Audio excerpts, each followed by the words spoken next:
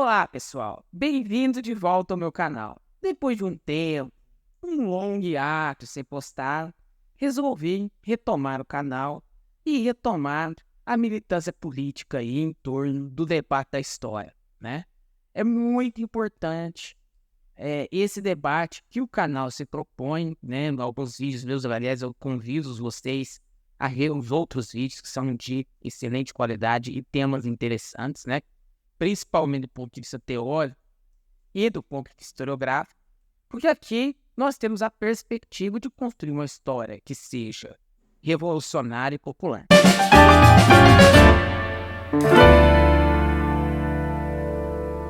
Bom, pessoal, o vídeo de hoje vai tratar sobre a fala do Lula, sobre a questão da Palestina e sobre a questão da geopolítica. Né? Como todos podemos acompanhar durante a semana, né, o debate internacional e o debate nacional foi em torno daquilo que o Lula havia dito, né, na sua visita à África, falando sobre, né, justamente da questão que Israel, nesse momento, promove um genocídio contra o povo palestino. E eu tenho tenho acordo com a fala do Lula, principalmente porque a questão humanitária colocada hoje na faixa de Gaza é muito séria, né? O povo palestino vem passando por um processo de extermínio. Hoje, o Estado palestino promove, sem dúvida alguma, uma guerra de extermínio contra o povo palestino. Eu vou tratar em outro canal o que seria a conceitualização de uma guerra de extermínio.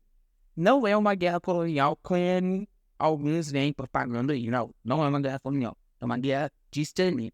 É uma outra categoria, não que uma guerra colonial seja menos danosa, mas é uma guerra que tem características de guerra de extermínio.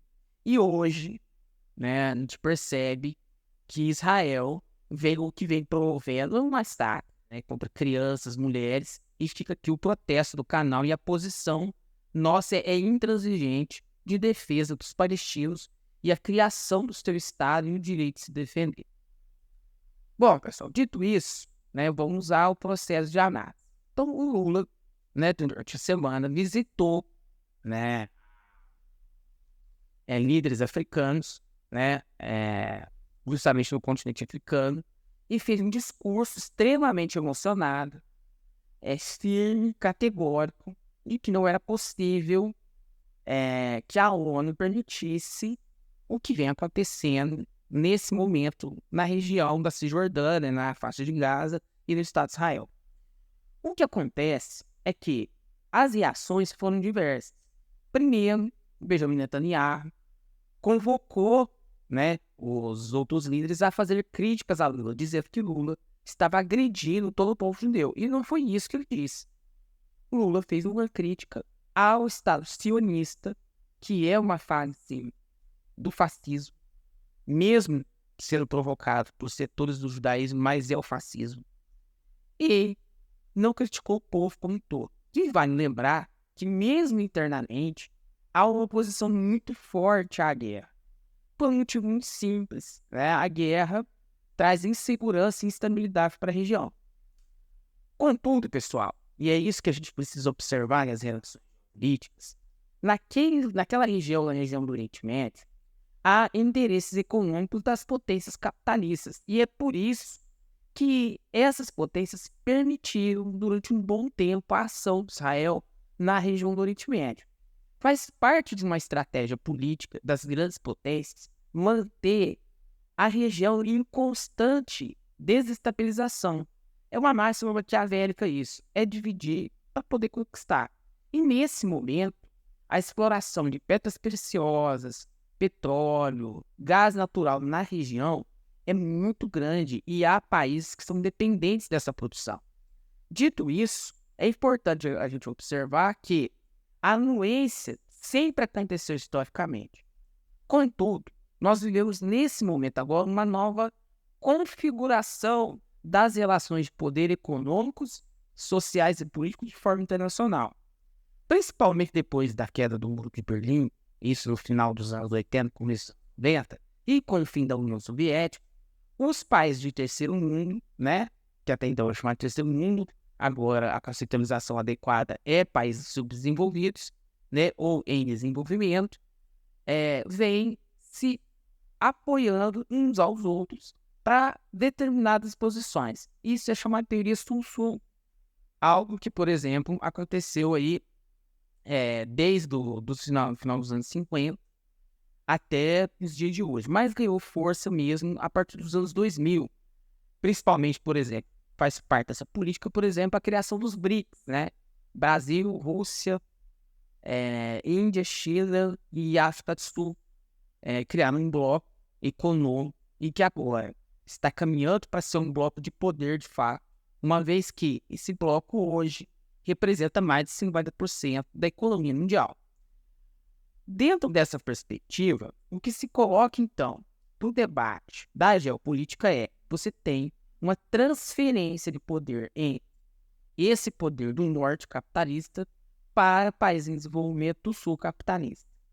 E o Brasil tem com pretensão de liderar esse bloco do ponto de vista político, principalmente não mais apenas nas áreas ambientais, mas também na área dos direitos humanos.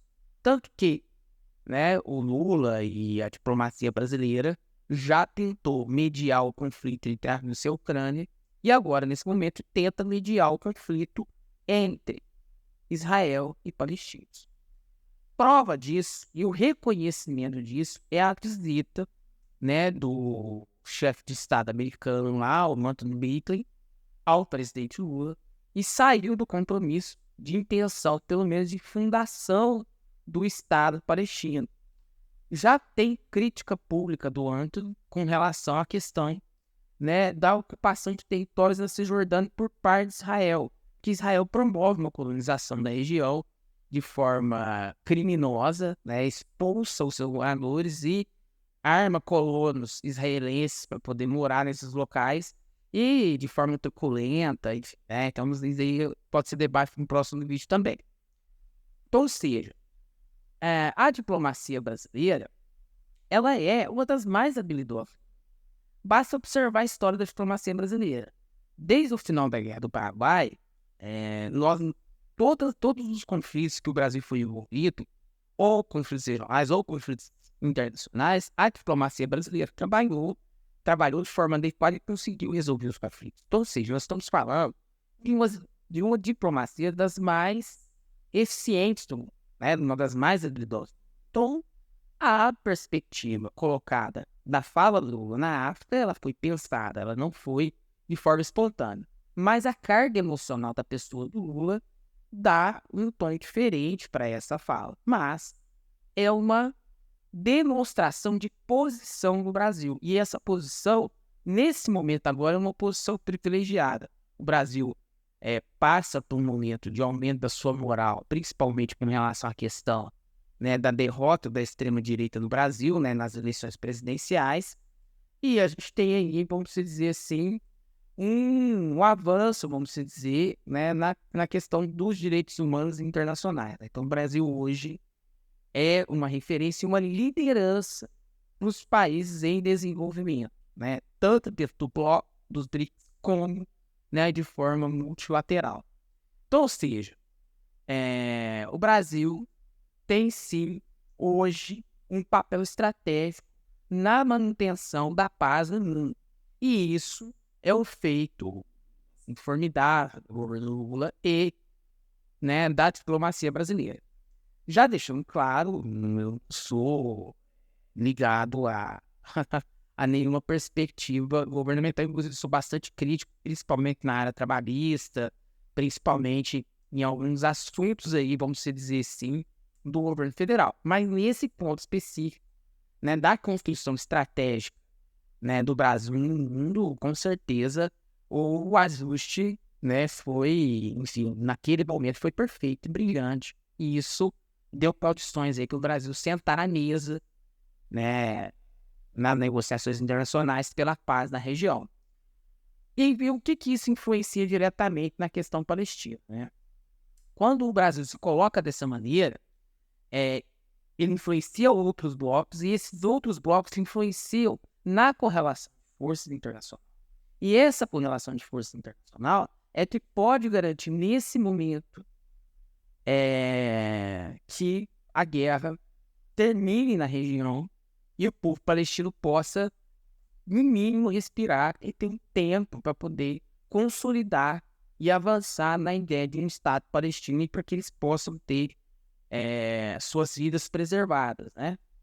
Então, é importante, sim, esse debate do ponto de vista nacional e internacional, e a posição do Brasil é perfeita com relação a essa questão, tanto do ponto de vista da ajuda humanitária para os palestinos, quanto do ponto de vista da posição estratégica que o Brasil vem alcançando ao longo aí desse ano, né, que passou, enfim, né, e está aproveitando da sua imagem internacional para justamente poder fazer o Brasil avançar nessa empreitada de se tornar uma referência, se tornar o porta-voz, inclusive, dos países em desenvolvimento.